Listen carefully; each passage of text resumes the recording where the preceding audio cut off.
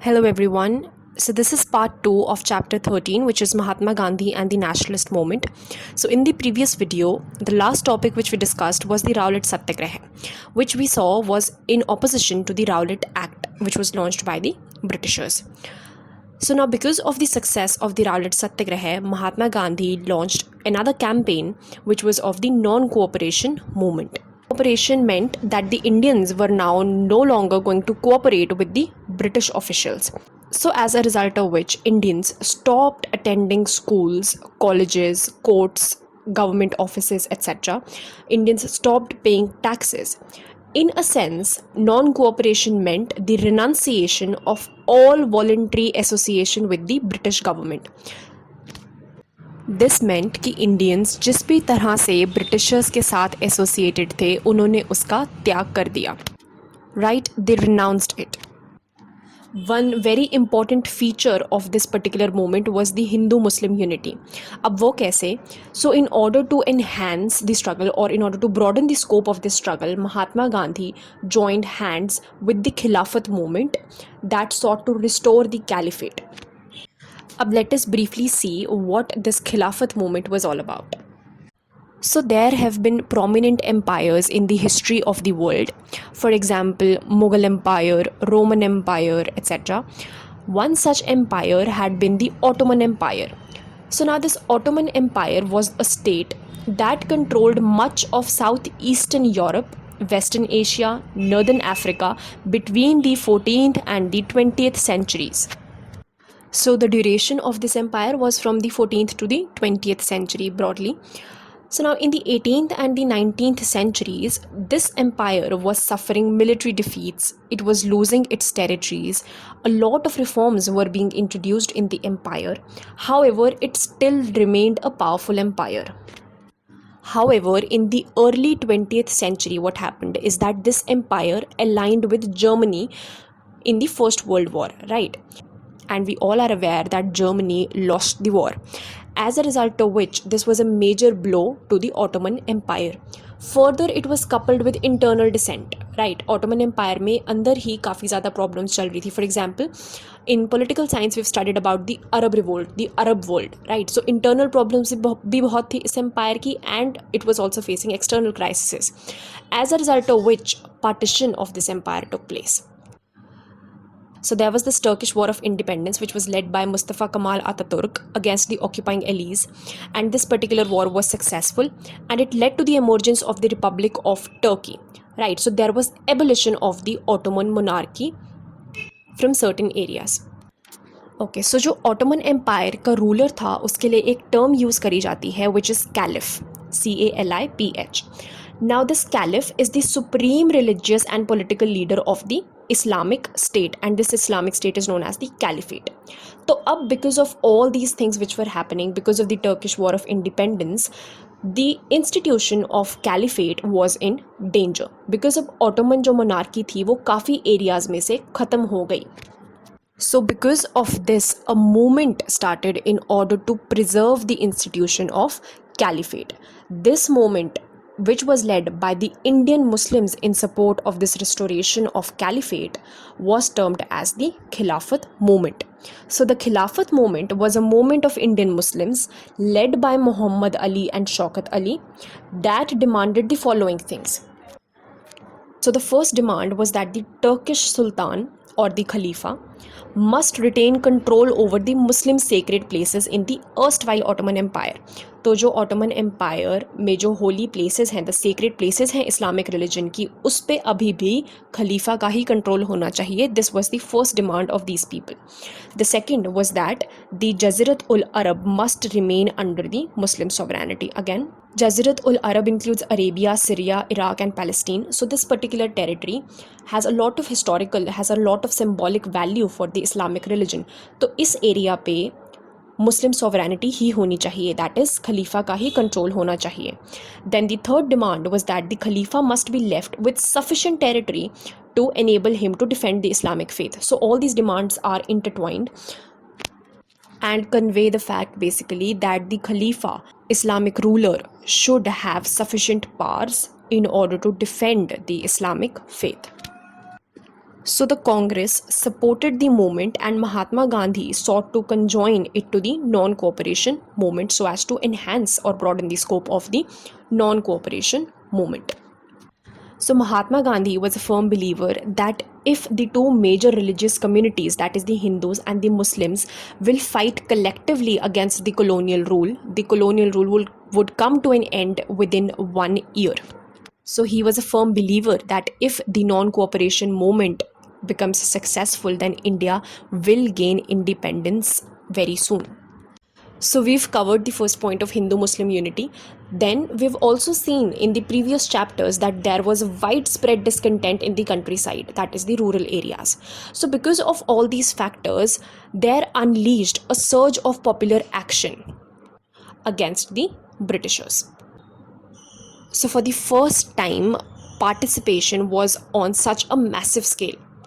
Louis Fisher, who wrote the biography of Mahatma Gandhi, he said that non-cooperation became the name of an epoch in the life of India and of Gandhiji.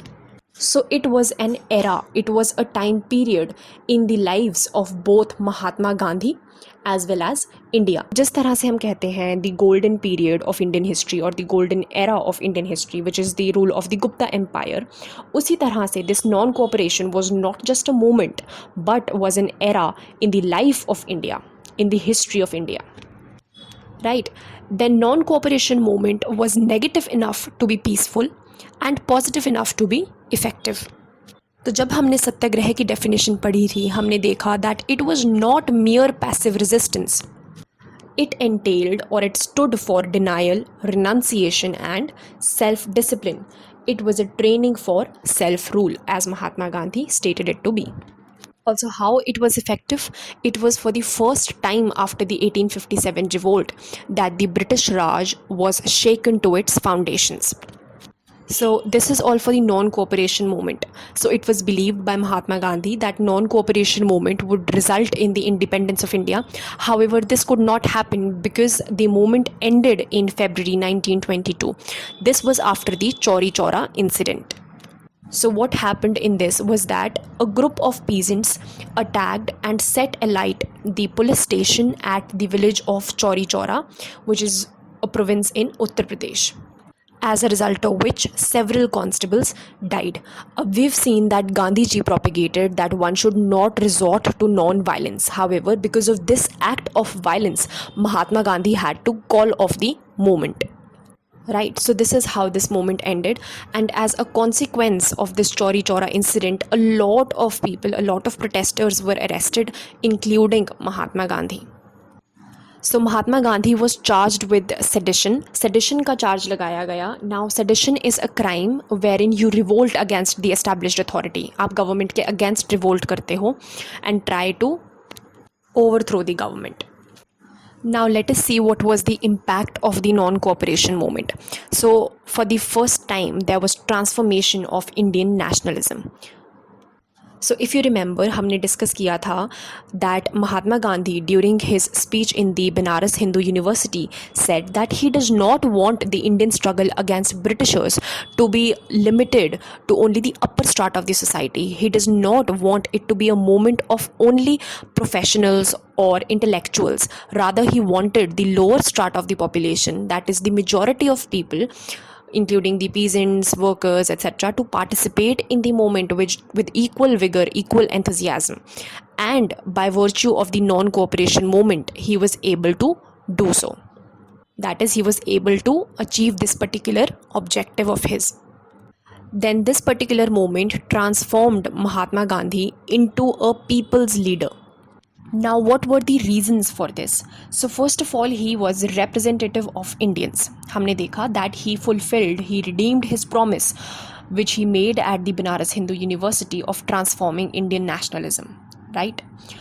Then his political action and daily life empathized and identified with common people.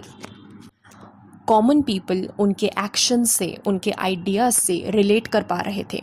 He emerged as a savior of the people. Secondly, his ideology. His ideology centered around non-violence and truth. The instrument which he used to oppose the Britishers was सत्याग्रह. तो हमने इसके बारे में discuss किया पहले that what does the term satyagraha stands for. इन techniques की वजह से it was possible for majority of the people to participate in the struggle. So it enabled mass participation and struggle, infusing in people a sense of self-esteem and respect. Then another very important aspect of this movement was the participation by women. तो इससे पहले जितनी भी struggles रही हैं उसमें participation bye women बहुत ही ज़्यादा लिमिटेड रही है. However Mahatma Gandhi made it a point to ensure that women also participated in these movements in huge numbers. Then Mahatma Gandhi took up issues of the poor and the common people. For example, जब Mahatma Gandhi India आए ही थे, he took up issues which no one else was putting forth. For example, the Kheda peasant satyagraha which we have seen, the Ahmedabad mill strike, the Champaran satyagraha and so on. So from the very beginning, he has made it a point that he is going to stand for the interests of the common people, of the peasant class, of the working class, because of which the people, they thought of him to be their savior, because of which people were able to relate to him, identify to him and give him support. One most important factor which made people relate to him, identify to him, was his ascetic lifestyle. We've seen that Mahatma Gandhi did not really favor luxuries or the material things. He dressed like common people, lived like common people and spoke the language of the common people. बाकी leaders की तरह he did not stand apart from the common folk, apart from the common population. Rather, he empathized with them and identified with them and portrayed himself to be a part of them. Mahatma Gandhi used to wear simple dhoti or lion cloth. Then he used to spend part of his day working on the spinning wheel, that is the charkha. इसकी भी symbolic value है which I'll discuss later on. So because of reasons like these, people, the common people, they were able to relate to him. The last point which we have to discuss, which made Mahatma Gandhi people's leader, was the constructive programs which he initiated. For example, he worked towards abolition of untouchability. He worked towards promotion of khadi, prohibition of liquor, Hindu-Muslim harmony and so on. So because of reasons like these, Gandhi ji came to be known variously by various names. For example, Gandhi Baba, Maharaj or simply Mahatma. तो लोगों के लिए he was a savior. लोगों को लगा he is the one who will rescue them from the high taxes, the oppressive regime of the British officials, and who would restore the dignity and autonomy to their lives. Right, so people thought that he is the one who's going to free India from the oppressive rule of the Britishers. Now let us come on to this small topic of what is the importance of charkha, that is spinning wheel. So charkha was one of the most abiding images of Indian nationalism. Right, it also reflects the tactical brilliance of Gandhi ji. Why was it that Mahatma Gandhi was emphasizing so much on the charkha? There has to be a reason for this, right? So the act of spinning allowed Gandhi ji to break the boundaries that prevailed within the traditional caste system, that is between the mental labor and the manual labor. See, Mahatma Gandhi was a lawyer, right and उस time पे majority of जो nationalist leaders थे they were lawyers और belong to the intelligentsia class in some way or the other. तो जो भी professions होते हैं like the advocacy, the medical profession and so on, they are kind of representative of the mental labour, right, because your mental capacities, abilities are required in this profession. On the contrary, there are professions like spinning or you can say farming which places more emphasis or which require manual labor. तो ये जो demarcation हो जाती है between mental labor and manual labor, it results in discrimination, differences in the society. Why? Because जो लोग mental labor perform कर रहे हैं, you tend to give them more importance. You consider them to be of a higher caste, right, of a higher class. और जो manual labour perform कर रहा है on the other hand, you consider them of lower importance.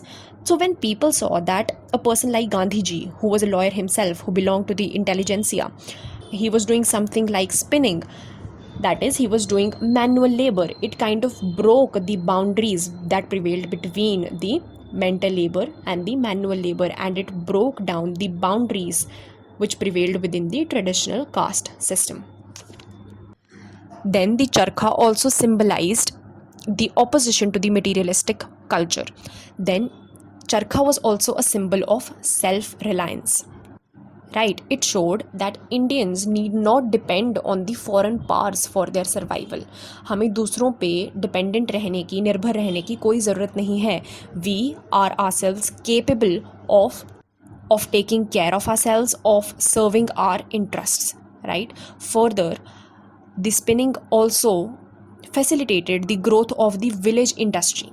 हमने देखा that when the Britishers came to India, they tried to slowly de-industrialize the manufacturing sector of India.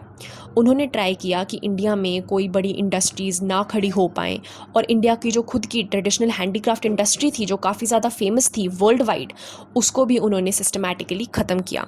So because of this चरखा, there was an impetus which was provided to this growth of the village industries, the growth of small scale industries, the revival of handicrafts, and so on.